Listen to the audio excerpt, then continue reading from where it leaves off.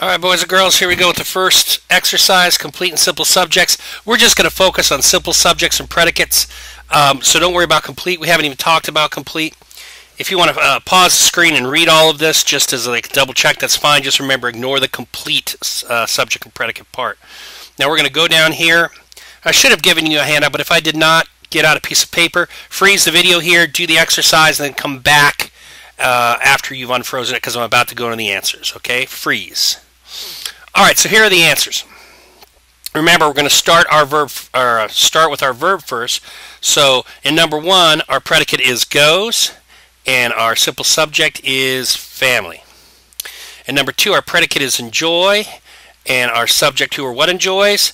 The boys. Now, you might have put playing. Playing is a gerund, and the only time you will have a verb phrase, meaning more than one verb, is when you have helping or linking verbs like have or do, the modals will, could, should, would, those guys, or the forms of be. You will never have two verbs that could be main verbs like enjoy and play.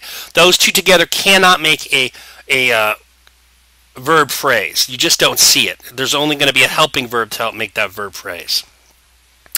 Number 3, simple predicate is prefer, who or what prefers? The girls. Number 4, simple predicate is goes, who or what goes? The family. Now here we have another instance of two things back to back, goes and hiking, that look like they could be both verbs, go and hike, but hiking again is a gerund, and a gerund is a verb. It looks like a verb, behaves like a noun. So that's why that's not included in the predicate. And finally, number 5, is our verb, and day is our simple subject. It cannot be park if you put it because that's in the prepositional phrase at the park. Scrolling down to 6 through 10. Was born is our simple predicate, and composer is our subject. Now, what about this Dan Welcher? That is called the appositive. And if you ever get a sentence with an appositive, you want to take the first thing, because the appositive can be pulled out. It just adds more extra information. So, for example, Mr. Ayres, the English teacher, okay? The English teacher in that sentence would be an appositive. Or Michael Jordan, the basketball superstar would be the appositive. The appositive will always come after and add extra information. If it's a situation where you're trying to find a subject, choose the first noun or pronoun named.